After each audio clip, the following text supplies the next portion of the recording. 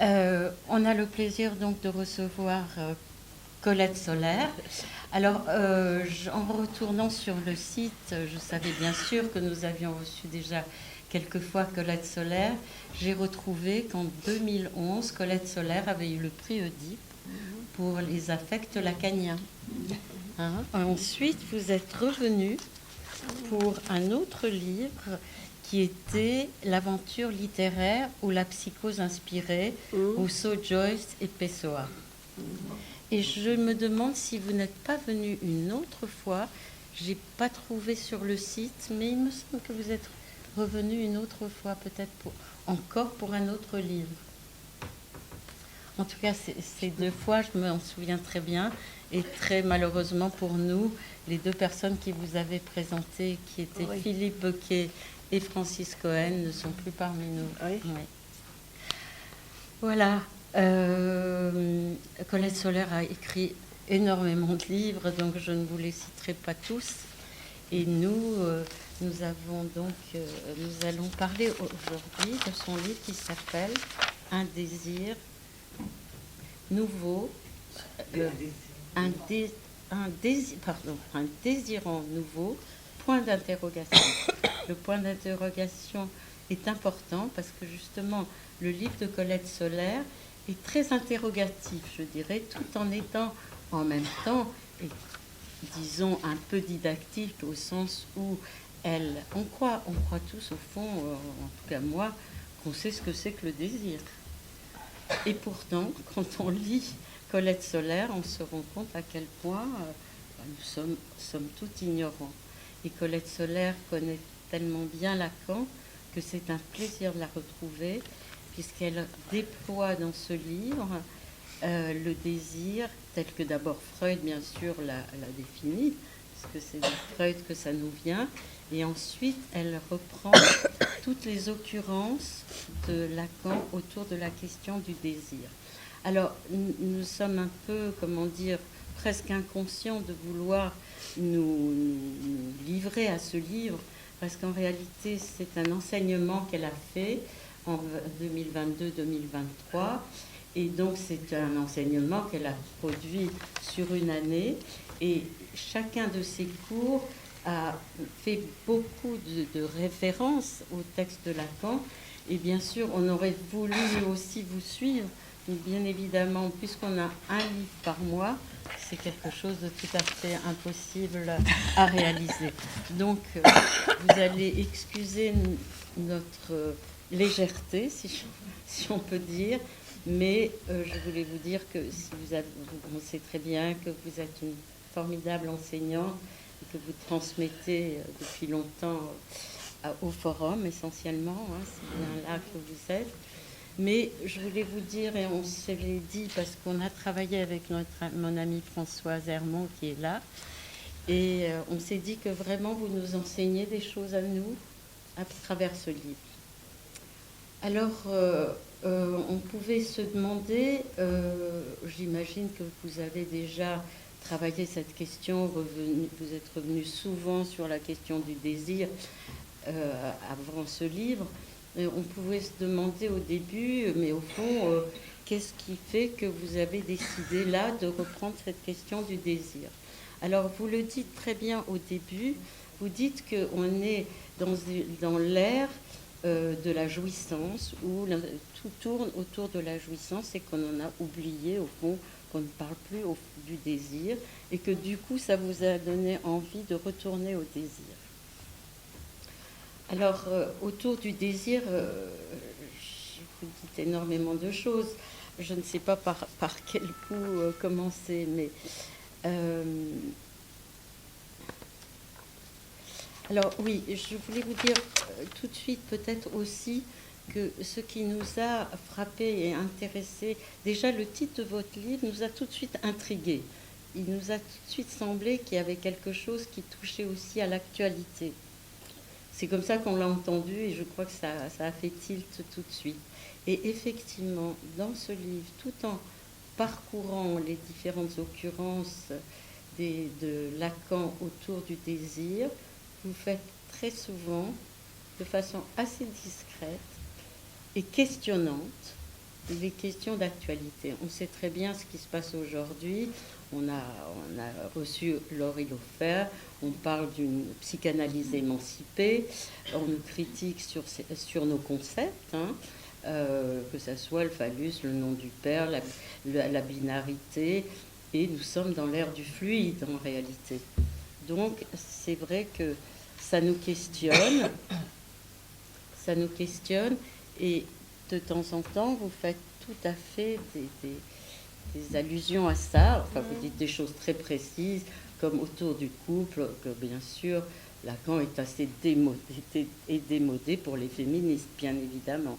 Alors bien sûr, la question du phallus, n'en parlons pas, ça ne passe pas du tout.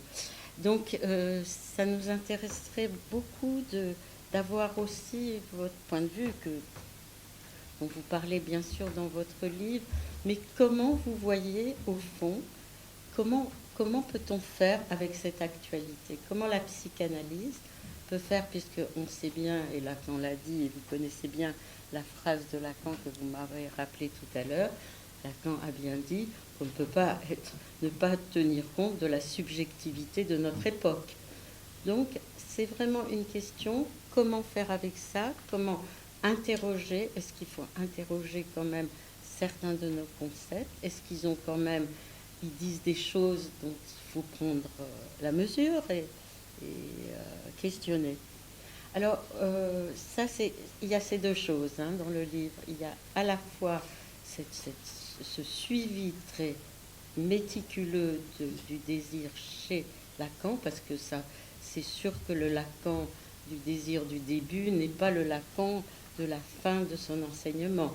Il y a toute une progression que je ne pourrais pas reprendre là, mais bien sûr, c'est très présent. Alors, il y a une chose aussi, un incontournable, quand on parle de la question du désir, c'est la question du désir du psychanalyste.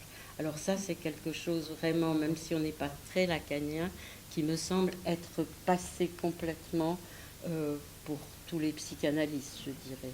Et c'est quelque chose de très important, puisque le désir du psychanalyste est l'opérateur de la cure. Hein, et ça me paraît une évidence.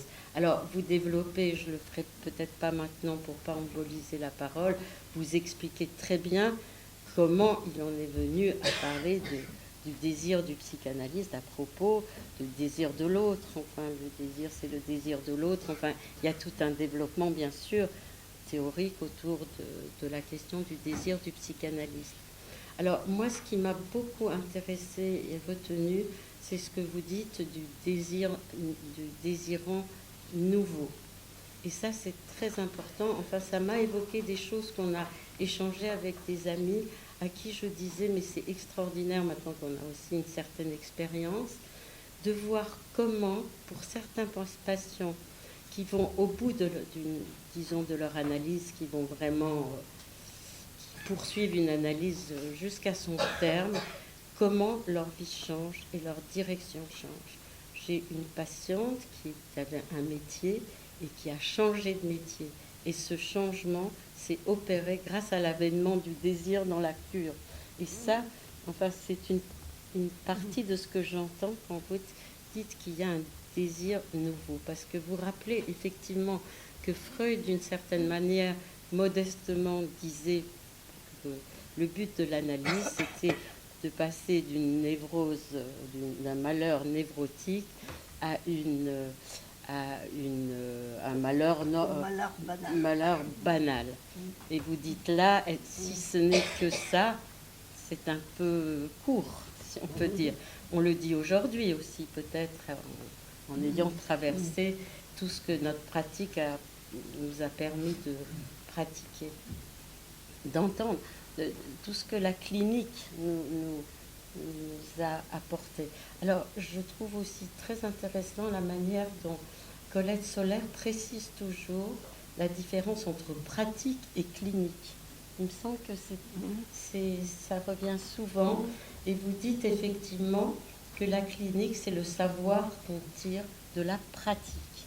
Hein, c'est comme ça que vous le dites. Et là, c'est la clinique du désir inconscient. Et là aussi, vous précisez de façon tout à fait claire ce qu'est le désir, qui n'est pas le souhait, qui n'est pas la tendance, qui n'est pas l'aspiration. Le désir, c'est le désir inconscient. Et ce désir inconscient, il faut le traquer, le faire advenir dans la cure. Il n'est pas donné parce qu'il ne se dit pas dans la parole, il ne se dit pas. Il se déduit de l'interprétation. Ça, c'est des choses importantes que vous dites. Alors, Colette Soler reprend aussi la question du désir autour de la question... bon, elle parle bien sûr de l'éthique du désir. Alors, pourquoi faut-il effectivement cette éthique du désir? C'est parce que le désir, il file entre les doigts, il est... Comment... Lacan a une formule que je... Voilà, c'est quelque chose...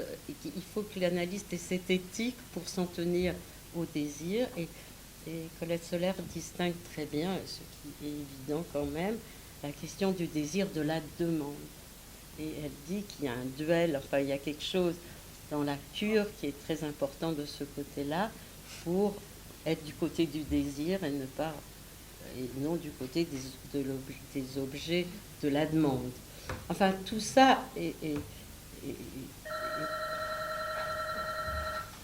parcouru par Colette Soler d'une façon bien sûr très précise, et ce qui est très intéressant pour ceux qui veulent le lire sérieusement, c'est qu'elle fait toujours référence au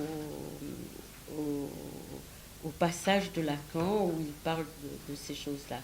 Et elle note qu'il y a dans le déchiffrage, ça c'est aussi un mot bien sûr qui vient de Freud, c'est Freud qui a parlé de déchiffrer le rêve. Elle dit que dans ce déchiffrage, il y a quelque chose qui change beaucoup chez Lacan, entre, je crois, 53 et 75, 58 et 75, dites-vous. Parce qu'à partir de là, il introduit, me semble-t-il, la question de la jouissance. Il me semble, hein, je ne suis pas sûre, mais ce passage, vous le notez comme évoluant vers peut-être des choses un peu différentes concernant le désir.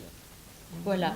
Alors, je vais passer la parole à Françoise, qui voulait prendre peut-être 2 points. Je te passe la parole, Françoise. Oui, alors, je reprends ce que tu disais par rapport au désir et à la jouissance. Et moi, ce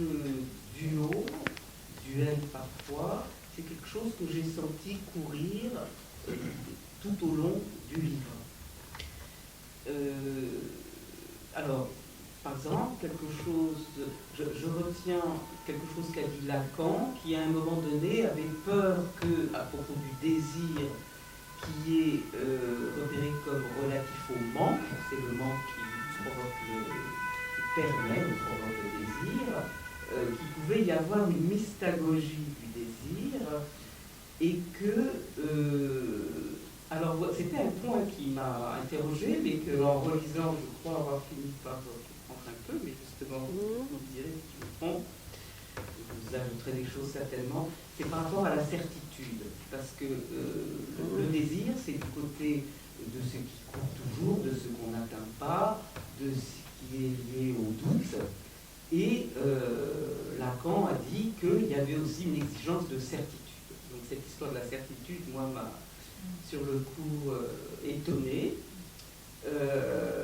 Et alors du coup, bon, je vais associer ça tout de suite au sujet qui, moi, m'a peut-être le plus intéressé, en tout cas d'emblée dans votre livre, c'est à propos du rêve. Parce que la question du rêve, alors on sait bien que depuis toujours, le rêve, on y a cru. Voilà. Alors la question, c'est qu'est-ce que ça veut dire d'y croire? Et je prends le sujet par le bout, qui était aussi énigmatique, c'est-à-dire que vous avez parlé d'une nouvelle incroyance.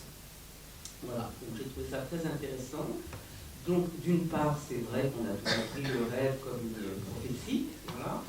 La question, si j'ai bien compris, c'est que la nouvelle incroyance, c'est qu'en étant passé par l'analyse, et justement, moi j'estime que c'est une certitude de ce côté-là, que le rêve est une voie royale si on l'interprète vers l'inconscient.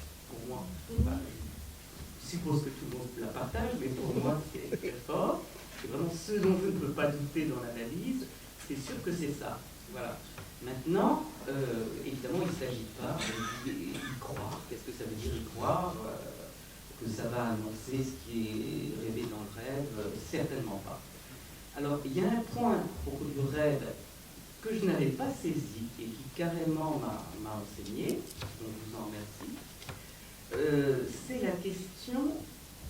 Alors, bien sûr, comme l'a dit Delia, le wunsch, c'est le vœu, c'est pas du tout le désir, et c'est important de repérer que quand on a le texte d'un rêve, quand un rêve est raconté, il y a des choses qui sont très claires, et puis des choses qui sont moins, et puis des choses dont on ne sait pas du tout ce que c'est.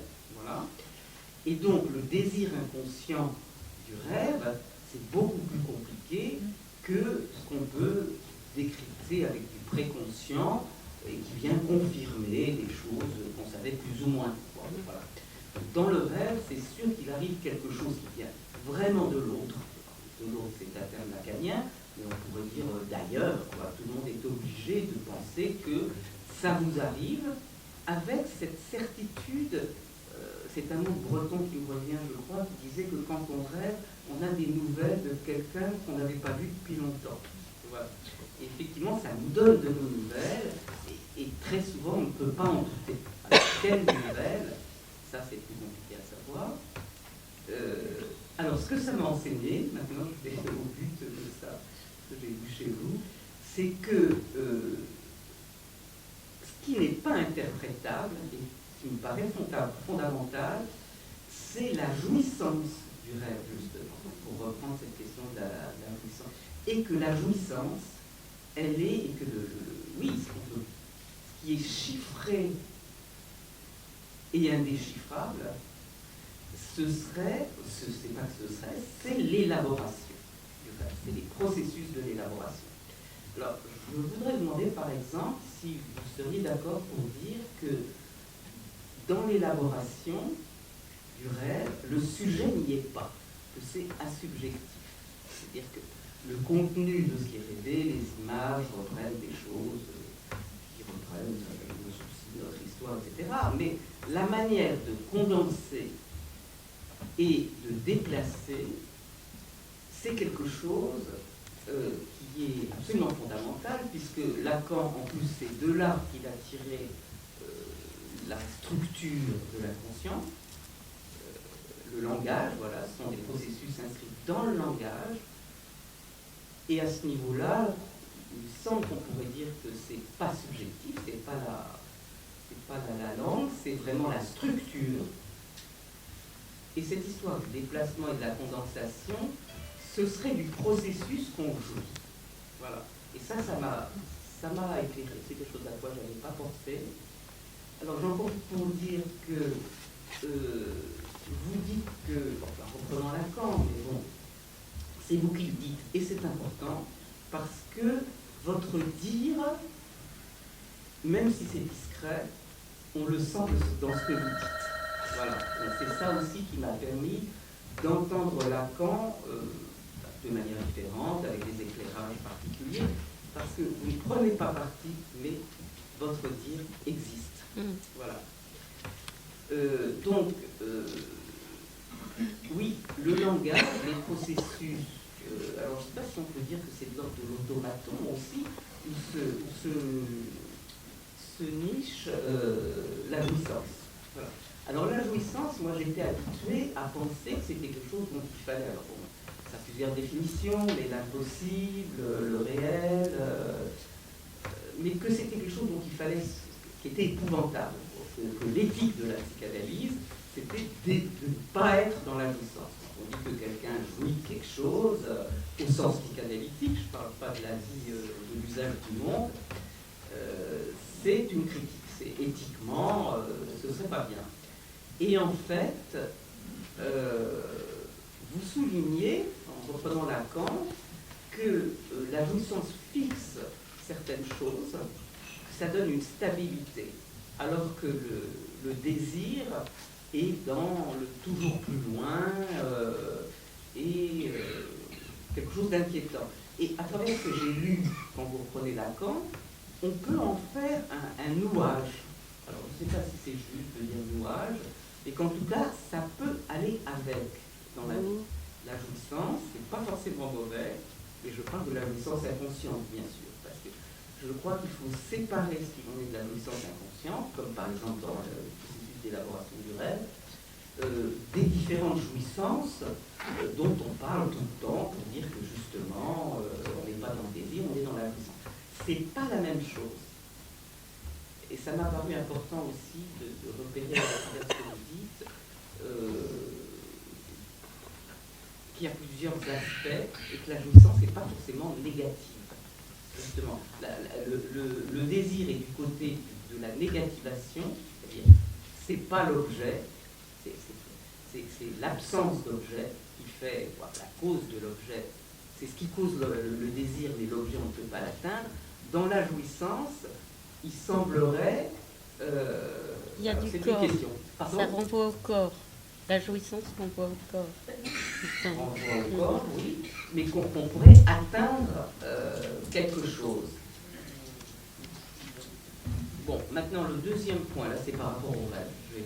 Ah oui, alors l'incroyance, quand même, je reprends je vais lire directement ce que vous dites, ce sera plus juste. Ça va me le rappeler, surtout. Voilà.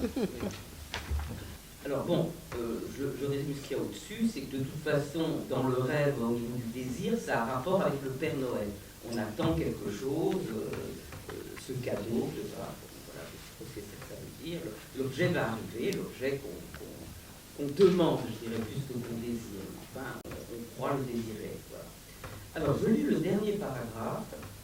L'analysé, qui est allé au terme du procès logique de sa cure, c'est ce que l'humanité ne savait pas, que le rêve est antinomique à la conclusion, tout comme la vérité, prometteur d'infinitude donc, ça me paraît moins étonnant que la suite, son goût pour le témoignage qui ment est supposé avoir fait long feu, il ne croit plus à ses rêves. Voilà un résultat que seule l'analyse peut produire, une incroyance qui n'est pas celle obtuse de la science, mais qui résulte au contraire de l'expérience faite de l'efficace des rêves quant à l'articulation de la vérité. J'ai beaucoup aimé cette phrase. Voilà. Alors, ce réveil que Lacan appelait de ses voeux, est-il déjà en acte dans nos pratiques? C'est une question. Voilà. Alors, je vais vous laisser la parole, mais je vais juste articuler cette histoire en acte dans la pratique, parce que vous dites à un moment, alors bien avant, peut-être dans l'introduction de votre livre, que, faire un séminaire et un livre sur quelque chose qui serait uniquement de la transmission de quelque chose dessus, c'est quand même quelque chose qui vous aurait pas suffisant pour que vous en fassiez, ayez envie d'en faire un séminaire et un livre, et que, en fait, vous trouvez que, étant donné que la pratique a changé, la clinique doit avoir changé, et vous cherchez quand même à dégager quelque chose de nouveau dans cette clinique. Alors, moi j'ajouterais, alors vous dites en même temps que vous pensez que c'est pas le moment que quelqu'un prenne la relève, que personne d'autre que Freud et Lacan pour l'instant, j'ajoute pour l'instant, mais enfin bon, peut articuler quelque chose d'une clinique nouvelle, d'après Lacan.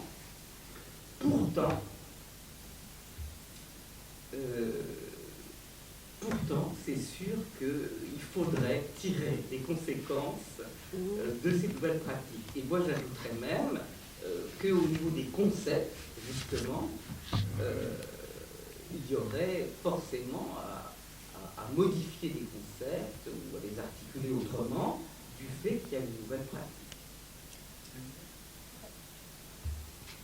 De quelle pratique vous parlez là?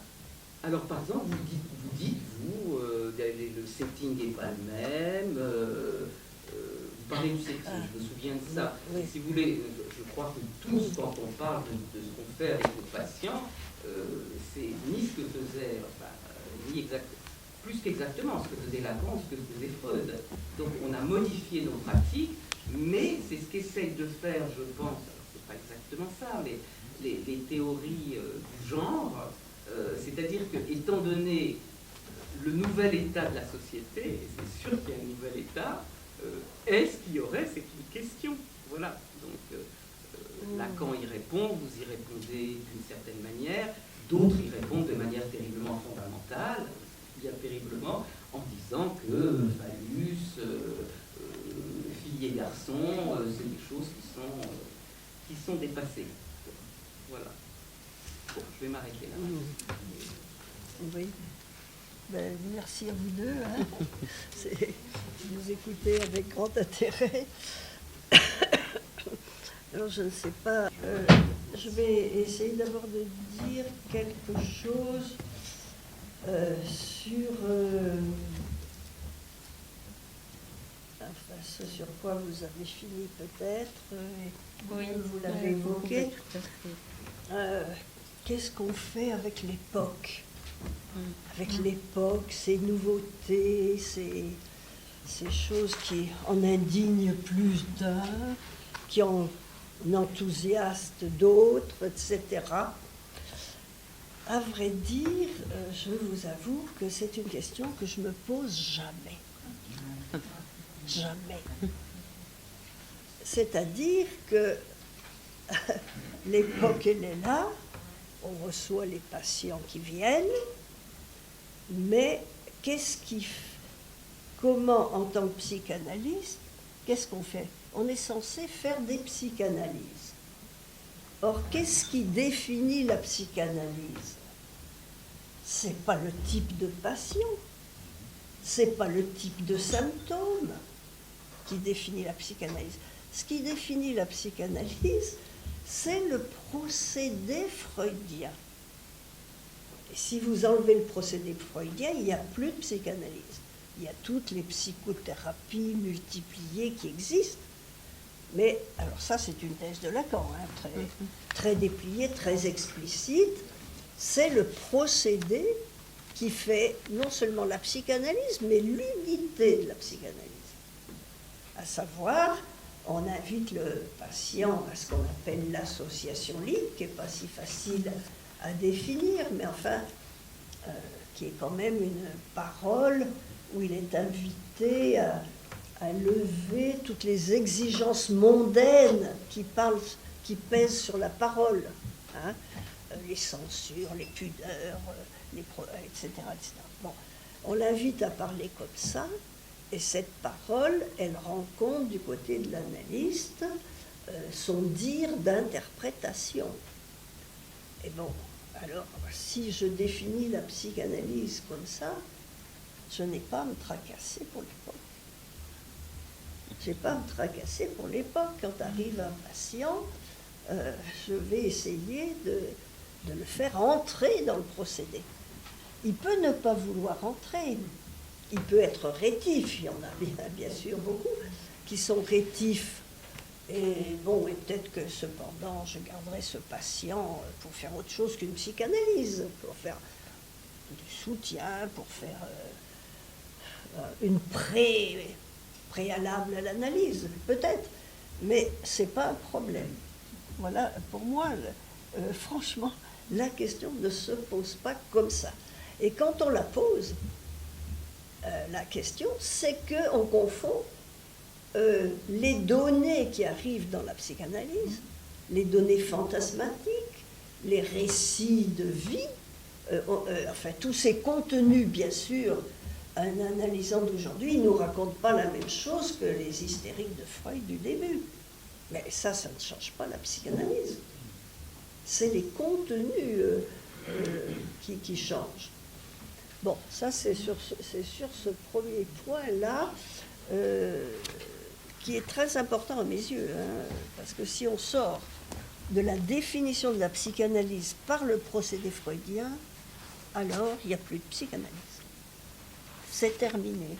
C'est terminé. On aura les 1001 pratiques de paroles qu'on peut inventer, de paroles et pas seulement de paroles. Il y a les massages, il y a les conseils, il il y a tout ce qui peut exister. Bon, voilà, c'est...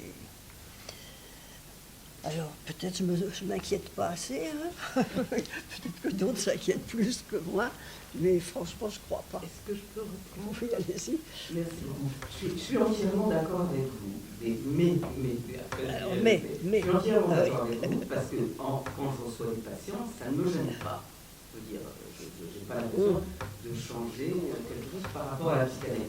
Ce qui me gêne, c'est plus la théorisation, finalement. C'est-à-dire que je me demande, alors là, je vais reprendre, c'est pas la peine, oui, à la question bon, du phallus, de la métaphore paternelle, et voilà, c'est d'utiliser, est-ce que c'est juste et nécessaire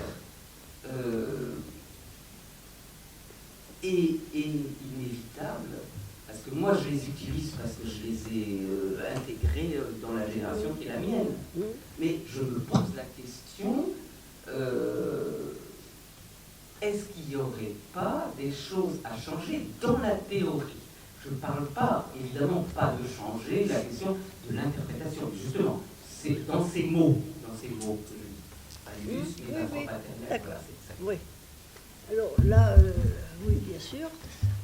D'abord, je pense qu'on n'a pas pris la mesure de ce que Lacan a déjà changé. De ce qu'il a déjà changé dans les dernières parties de son enseignement. Et je vous disais, à son corps défendant. À son corps défendant, parce que lui était quand même un homme assez traditionnel, finalement. Mais dans ses élaborations, il a déjà été beaucoup plus loin que les psychanalystes actuels, me semble-t-il. Je me permets de penser ça. Bon, que beaucoup de psychanalystes actuels, en tout cas. Donc il faudrait déjà prendre la mesure de ce que lui-même a changé concernant phallus et nom du père, par exemple. Hein? La fameuse connexion entre le phallus et le nom du père. Elle est en question dans l'enseignement de Lacan, à partir des années 72. Hein? Bon. Alors, après, c'est vrai qu'on peut se demander, est-ce que la notion du phallus, qui a mauvaise presse aujourd'hui avec les MeToo, c'est terrible, hein, est-ce que la notion du phallus n'est pas périmée? N'est pas périmée? Est-ce qu'elle n'est pas ringarde, liée au vieux patriarcat et à tous les porcs qu'il y a sur la terre? Parce que maintenant, le gros mot, c'est... comment il dit? Dénonce ton porc. Hein? Oui, bon. Alors, balance ton porc, tous des gros porcs, quoi. Bon, alors, sur cette question du phallus, c'est ce que j'ai développé un petit peu, je ne sais pas si, oui, dans ce livre et dans d'autres, j'ai développé un petit peu ça. Lacan explique très bien comment le pénis est élevé au signifiant. Il est élevé au signifiant par le dire de l'autre. Et à la naissance, on dit c'est un garçon, c'est une fille.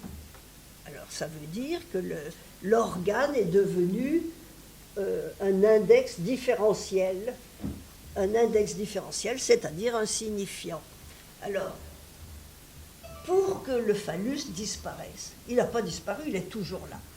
Et d'ailleurs, si on l'attaque, c'est qu'il est là. Parce que pour dénoncer un signifiant, il faut d'abord le poser. Ça, c'est une thèse freudienne. Il faut une Beyang pour dire non, on n'en veut pas. Bon. Donc le phallus, il n'a pas encore disparu. Ça, c'est certain. Va-t-il disparaître? C'est pas exclu. C'est pas exclu. C'est pas exclu. Enfin, je dis d'abord c'est pas exclu. Après, je dirais pourquoi je crois que c'est peu probable. Mais c'est pas exclu. Pour ce qu'il disparaisse, il faut que change le dire qui en fait l'index de la différence garçon-fille. Et il y a des signes qui vont dans ce sens. En Allemagne, à la naissance, à l'état civil, on ne dit pas garçon-fille, on dit garçon-fille ou neutre. Ou neutre, déjà, ça a bougé. Bon. En France, il est question aussi que ça bouge. Si on cessait de le prendre comme l'index d'une préidentité sexuelle, parce que garçon-fille, c'est une préidentité sexuelle, si dans le dire collectif, reconnu dans la juridiction, dans la légalité, il se pourrait peut-être que cet organe cesse d'avoir ce rôle signifiant, peut-être. Alors après, je pense que c'est peu probable que ça va se passer sur toute la surface de la planète. Parce que quand même, il faut se représenter notre dimension géographique. Hein? Il y a l'Amérique, d'accord, il y a la Silicon Valley, qui est à l'avancée de toutes les révolutions de tous les types, et puis il y a quand même tout le reste du monde, l'Afrique, la Chine, l'Inde, la Russie, etc., où rien n'indique que l'on soit en passe de s'en prendre au phallus. Et donc, ça va dépendre, sans doute, on ne le verra pas, hein, mais ça dépendra sûrement des évolutions politiques. Mais c'est des questions lointaines qui ne concernent pas notre pratique. Dans notre pratique,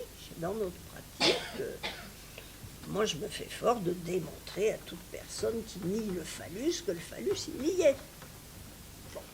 Maintenant, quand quelqu'un ne veut pas écouter la démonstration, on ne peut rien non plus, hein, il n'y a pas de problème. Bon.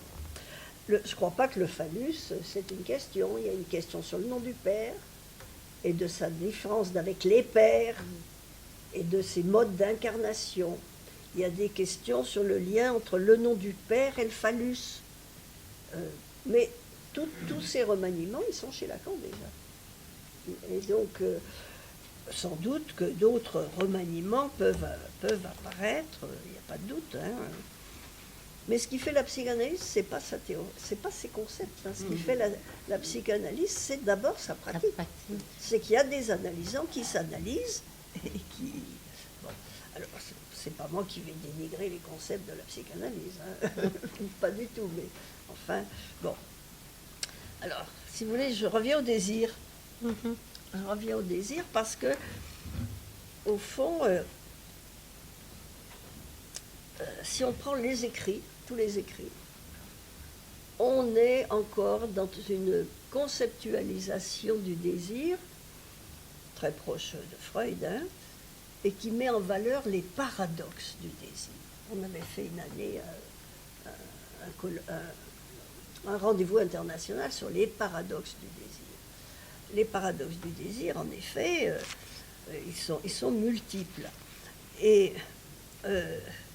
au fond, le parcours de Lacan me semble aller des paradoxes à la solution des paradoxes sur le désir. Hein.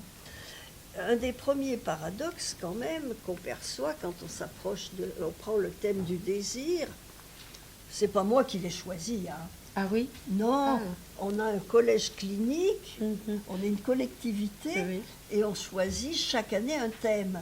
D'accord. Et ce thème-là, cette année-là, c'était la clinique du désir. D'accord. Ouais. Donc je suis rentrée dans le collectif. Oui, le premier paradoxe qu'on perçoit, c'est que la notion de désir inconscient est complètement contre-intuitive.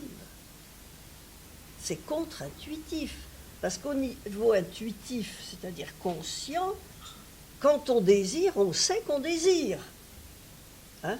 Et même on souffre de son désir. On angoisse de son désir, éventuellement. Et donc, un désir inconscient, c'est une notion déjà en elle-même paradoxale. Alors, toute la construction de Freud, et Lacan, c'est Lacan qui l'a mis à jour chez Freud surtout, c'est de montrer qu'au fond, les vœux du rêve, vous savez, tous ces vœux, la belle bouchère, son histoire de saumon, et tout ça, c'est pas du désir inconscient, c'est le désir du rêve, comme dit Freud. C'est le désir du rêve. Mais le désir du rêve, ce n'est pas le désir inconscient. Qu'est-ce que ça veut dire, le désir du rêve? Qu'est-ce qu'il veut dire dans l'inconscient? Formule Lacan dans quel texte? C'est la direction de la cure, si je ne me trompe. Bon, donc, on est là devant des paradoxes. Alors finalement, le désir inconscient, qu'est-ce qu'on va en dire? Alors, Lacan nous dit, et il insiste après Freud, ben, le désir inconscient, on va l'attraper dans les processus du rêve. Ces processus que vous avez très bien dit, asubjectifs. C'est que Lacan analyse d'abord comme métaphore et métonymie, condensation et déplacement, dit Freud. Lacan dit métaphore et métonymie. Plus tard, il dira chiffrage de la jouissance. Hein, bon, voilà, c'est des évolutions, mais c'est tout le temps sur l'idée que l'élaboration du rêve est une élaboration qui se fait toute seule. C'est pas le sujet qui est l'agent de son rêve. C'est pour ça que, au fond, le sujet, il est comme le témoin de son rêve. Il rencontre quelqu'un, comme dit ce proverbe que vous évoquiez, très joli. Alors ça, c'est un premier paradoxe. Alors quand on a dit ça, alors comment attraper dans les processus du rêve, comment attraper le désir? Alors, dans la psychanalyse, on cherche à l'attraper pas dans l'action, le désir, pas dans l'acte. Non plus, on cherche à l'attraper dans la parole. Et dans la parole, le désir, il est toujours là, il est perceptible, parce qu'à tout ce qui est dit, on peut demander, il dit ça, mais qu'est-ce qu'il veut? La question du sens, du désir dans ce qui se dit, est toujours là, toujours présente. Oui, mais comment dire qu'est-ce que c'est que ce sens du désir? Et Lacan aboutit à ce paradoxe majuscule, le désir incompatible avec la parole. Loge dans la parole analysante, se cherche dans la parole analysante, mais incompatible. Ça veut dire, je ne peux pas énoncer mon désir. Je ne peux pas énoncer mon désir. Il est à une place dans la structure du langage, il a une place entre les chaînes, entre les signifiants, mais je ne peux pas dire lequel il est. Alors, comment sentir avec... D'où la thèse, le désir ne se perçoit que dans l'interprétation. Il faut le partenaire qui cible le désir pour qu'il apparaisse en quelque sorte. Mais on est là dans un paradoxe, parce que l'analysant qui vient, il ne vient pas pour cultiver les paradoxes, il vient pour savoir ce qu'il veut. Il vient pour savoir, pour être un peu plus décidé dans ses options, être un peu moins incertain, avoir un désir un peu moins douteux et instable, comme dit Lacan. Donc il faut bien aller vers la solution du paradoxe, de ce désir incompatible avec la parole, qui est là, que l'on perçoit et qui n'est qu'une question. Et au fond, comment Lacan a... Je fais un grand condensé. Hein, comment Lacan a résolu cette question? Après avoir dit, au fond, il n'y a pas de solution. Il n'y a pas de solution. On ne peut pas dire quels sont les objets qui déterminent le désir. Ça, c'est la première thèse. Tous les objets sont des leurs. L'un vaut l'autre même. Il va très loin, fin du séminaire 11. Hein. Bon.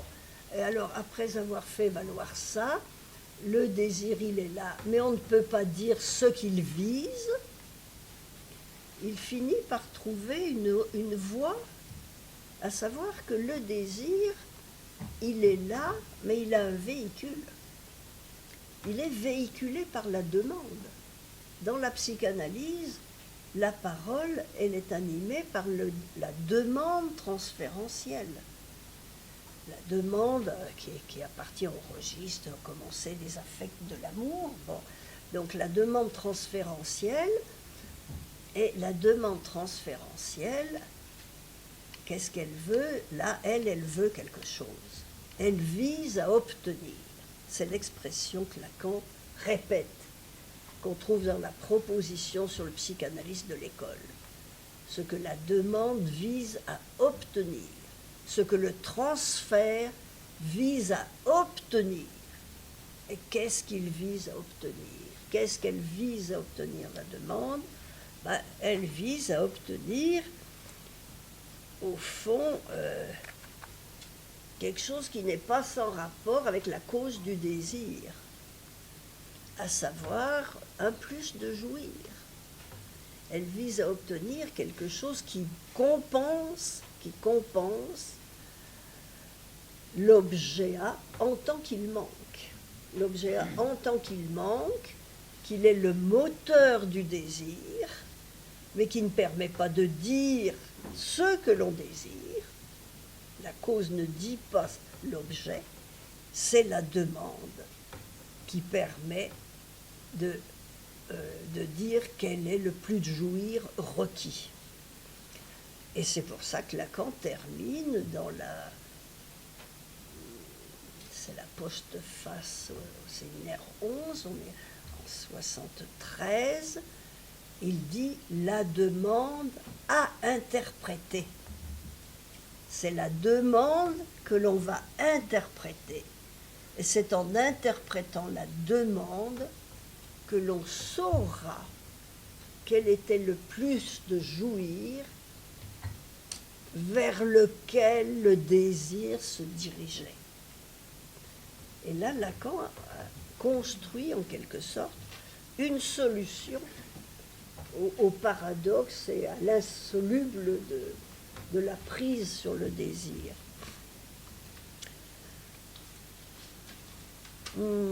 Voilà, c'est un peu le parcours sur ce point des paradoxes que j'ai essayé de suivre. Alors maintenant, la voie royale, quand même, j'y reviens. C'est formidable, la voie royale. Sauf qu'une voie royale, ça s'arrête au seuil de ce qu'on cherche. Pour royale qu'elle soit, la voie, elle s'arrête au seuil. Je ne saisis pas. Non, parce que c'est le chemin. Vous disiez, c'est le chemin. Le chemin. On ne sait pas où on arrive. Une voie, elle se... Il n'y a que dans le Tao, il y a que dans le Tao oui. que la voie, oui, c'est le but. Hein? Toutes les voies vont vers un but. Une voie royale ou pas royale, les grands, oui, chemins, la grande route ou les petits chemins, tous les chemins vont vers quelque chose. Et donc, ce qui nous intéresse, c'est la chose vers laquelle on va. Mais je ne suis pas sûre. Enfin, bon, je dirais même personnellement le contraire. Oui. Mais bon, voilà, c'est ça. Mais je dis, oui, que c'est le chemin qui compte. C'est le chemin, oui, qu'on fait, c'est pas le but. Oui, c'est ça. C'est pour ça que je termine. C'est la voie royale pour continuer. C'est pour ça que je termine sur l'incroyance. Oui. C'est-à-dire qu'on peut très bien décider que ce qu'il y a de formidable, c'est le chemin. Oui. Donc, rêvons, 10 ans d'analyse, on rêve, 20 ans, on rêve, 30 ans, on rêve. On peut continuer. Et ça, d'ailleurs, pourquoi pas? Pourquoi pas? C'est un choix de vie. Pourquoi pas? Mais alors, ne parlons plus d'analyse qui se termine, ou de fin d'analyse. Parce que il faut quand même arrêter de se raconter des rêves. Il faut bien, les rêves, ils sont faits pour nous dire quelque chose. Alors, selon moi, dans mon option en tout cas, ce qui m'intéresse, c'est la chose qu'ils nous disent. Et que je crois que l'analyse cherche à attraper. Mais avec le rêve, on ne conclut jamais. C'est comme la vérité. C'est comme la vérité, elle est toujours midi. La question est de conclure l'analyse. Je parle de conclure l'analyse. Je ne parle pas de conclure. D'accord, mais conclure une analyse, ça pourrait être justement que cette voie reste ouverte et donne envie d'avancer. Oui, mais dans la vie, pas dans la vie. Il y a la différence entre lecture et le reste. Oui, bon, enfin okay. Voilà. Oui. En tout cas, je crois que effectivement, le récit de rêve Parce que le rêve, c'est un récit dans l'analyse. Hein. Oui. C'est pas le rêve que rêve le rêveur dans la nuit. C'est ce qu'il en raconte dans l'analyse. On a affaire qu'au récit de rêve. Donc le rêve tombe sous le coup de toutes les limites de tous les récits à l'endroit de quoi que ce soit qui se situe comme réel, au fond. Hein. Et donc, oui, on peut rester dans le récit. Mais le récit, il ne permet pas de conclure, parce que le récit en entraîne un autre, en entraîne un autre, en entraîne un autre, et c'est toute la question, alors, freudienne, la question est posée par Freud, hein, pas résolue mais posée, et reprise par Lacan tout au long de son enseignement, avec le postulat qu'une analyse a une fin. Que si c'est une analyse, il y a une entrée et il y a une fin. Alors, voilà. Et on ne peut pas finir par le récit de rêve. Le récit de rêve sert à avancer, sert à déchiffrer, apporte de temps en temps des éclairs, des illuminations, des tas de choses très... Personne ne va dire du mal du rêve chez les psychanalystes, hein, c'est sûr, mais il faut se réveiller du rêve. Il faut se réveiller du récit de rêve, en tout cas. Voilà. Oui, oui. En tout cas, c'est mon chapitre sur l'incroyance. Oui. Ouais. Pourquoi j'ai employé ce mot d'incroyance? Pourquoi? Parce que j'avais regardé un livre sur l'incroyance au XVIe siècle. C'est un très beau livre qui porte sur autre chose. Et puis parce que j'ai développé qu'on croit à ses rêves. Hein? On croit, et c'est pas que dans la psychanalyse, depuis toujours, l'humanité croit à ses rêves, c'est-à-dire croit que les rêves disent quelque chose.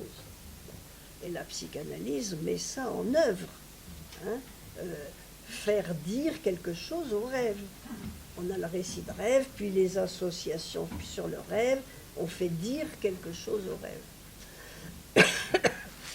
Et donc, de la même façon que la fin d'une analyse, c'est la fin de l'association libre avec cet analyste, de la même façon, c'est la fin de la croyance que les rêves vont dire encore quelque chose de nouveau et de plus.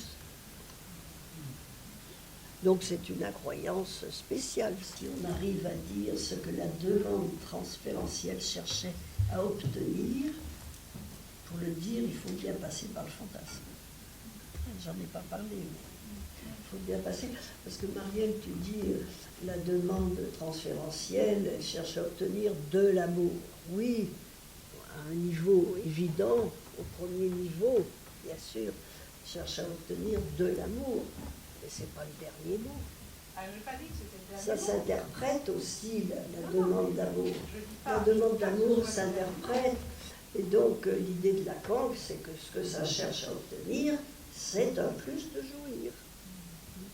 Un plus de jouir qui compense, le plus de jouir qui compense le manque à jouir, qui lance le désir.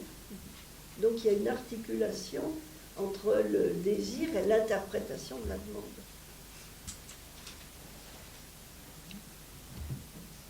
Attendez, je finis de dire quelque chose à Marielle sur l'histoire de la haine des analystes à l'égard des analysants. Je peux comprendre qu'on parle qu'un analyste ait pour son analysant peu de sympathie, par exemple. Peu de sympathie, même que la personne n'intéresse pas vraiment, plein de choses, mais ça ne fait pas la haine. Hein. Bah, une interprétation qui tombe juste, c'est une interprétation qui a des effets. Hein. Parce que si elle n'a pas d'effet, on ne sait pas où elle est tombée.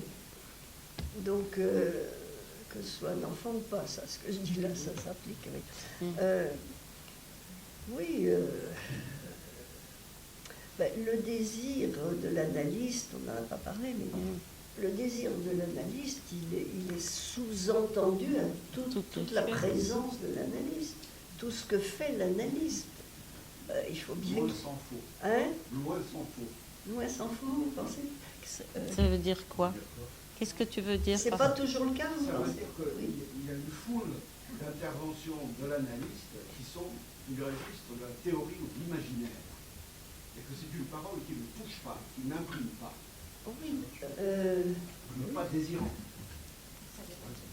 C'est bien des interprétations qu'il faut Là, c'est un peu différent. Ce que vous dites, ça ne concerne pas tellement le désir de l'analyste, ça concerne sa capacité à interpréter opportunément. Bien sûr qu'il y a beaucoup de cas où on se gourre, où on dit rien quand il faudrait dire quelque chose, où on dit pas tout à fait ce qu'on entendait, puis des fois où ça fait tilt. Mais je veux dire que le désir de l'analyste, il est sous-entendu par sa présence même, sa présence d'écoute interprétative. Ce désir-là, c'est pas un désir, c'est pas qu'il se dit je désire, mais c'est... Non, je dis qu'il le donne à entendre, c'est ça la Il le donne en fait. Je pense, Allez-y, je parce voudrais que bien je sais pas ce que- dire quelque exactement ce chose qu'il à veut propos dire. de ça. Est-ce que, Joe, tu veux dire qu'il y a des projections à ce moment-là de l'analyse? Tu dis il est dans l'imaginaire, est-ce que tu veux dire qu'il n'a pas, justement, vous parlez de neutralité à un moment donné, en disant pourquoi Freud avait parlé de neutralité. En fait, justement, l'analyse de l'analyste menée jusqu'à son terme implique justement que dans l'analyse, il n'y mette pas des histoires à lui, ses fantasmes, et que c'est un désir qui est au-delà de tout ça, justement. C'est quelque chose d'autre qui est en jeu. Mais bien sûr, les analystes ne sont pas tous parfaits et que peut-être il y en a qui projettent des trucs à eux et qui ne sont pas vraiment à l'écoute et qui n'entendent pas ce que dit le patient. Hein? Ils ne sont pas analystes. Dans ce cas-là, ils ne sont pas analystes. Oui, c'est tout. Ah oui, je vois mieux la... Il me semble que ça vois mieux touche la question, peut-être oui. à quelque chose En de fait, ce c'est type. pour ça que j'ai parlé de désirant nouveau. Oui. Parce que au fond, pour tous les sujets, le désir est ancré sur son fantasme. Hein? Il est ancré, soutenu par son fantasme. Et le désir de l'analyste en tant que tel est un désir détaché de ce fantasme, déconnecté de ce fantasme. Ce qui lui permet, et s'il n'a pas fait le travail qui lui permet ce détachement, évidemment, il ne peut pas écouter tous les patients qui arrivent sans y mettre ses propres plis.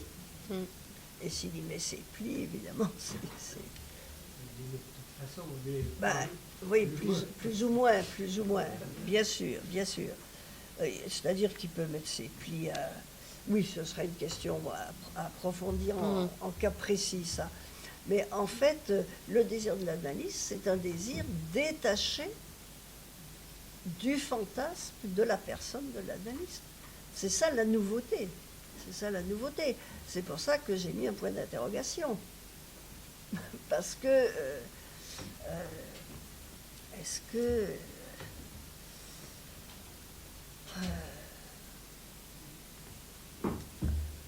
disons qu'on n'a pas élaboré beaucoup cette question dans la doctrine. Hein. On n'a pas beaucoup élaboré. On a bien conscience du désir de l'analyste comme opérateur, désir comme désir de l'autre. Alors là, il y a toute la construction de Lacan. Le désir de l'analyste opère dans l'analyse comme désir de l'autre. Et donc, sous la demande d'amour de transfert, ce qui opère, c'est le lien du désir de l'analyste au désir de l'analysant. Hein, bon. Donc là, on a une construction avec le désir défini à partir du désir de l'autre qui nous montre que l'opérateur analyste est à la place d'un désirant. Mais quand Lacan commence à parler du désir de l'analyste comme le résultat d'une métamorphose du sujet, il emploie cette expression à l'époque de son grand optimisme au début, hein, donc ça c'est autre chose, ça désigne quelle est la transformation interne, subjective, qui permet à un sujet non seulement d'avoir un peu cerné son propre fantasme, son propre scénario inamovible, etc., mais en plus de pouvoir le désactiver en quelque sorte. Le désactiver quand il entend quelqu'un d'autre lui parler dans les cures. Bon. Alors ça, c'est autre chose que... Oui. Et je me demandais justement cette désactivation, comme vous dites, si ce n'est pas ce qui nous attache tellement à ce travail. C'est extraordinaire d'arriver à ce détachement qu'on cultive de cure en cure. En tout cas, moi, c'est quelque chose que je trouve particulièrement intéressant dans notre travail. C'est très possible ce que vous dites, parce que ça repose peut-être. D'une certaine façon. Mais bien sûr. C'est paradoxal, hein, cette expression de dire ça repose de soi. Mais voilà, c'est ça. Et qu'est-ce qu'on entend très souvent? Des personnes qui vont très mal, qui ont des problèmes avec elles-mêmes, qui sont empêtrées dans leurs fantasmes, leurs amours, leur vie. La vie est terrible, elles sont au bord du trou, et qui vous disent, mais quand je rentre dans mon cabinet, alors tout la ça... paix. Je trouve la paix. Non, pas je trouve la paix, mais je fais mon travail avec satisfaction et ça va bien. Comme si, en effet, on rentrait dans une parenthèse de soi-même. De soi-même. C'est une parenthèse de soi-même, en fait. Très, très maintenant. Oui. Bon, bah écoutez, merci beaucoup, Colette. Merci beaucoup.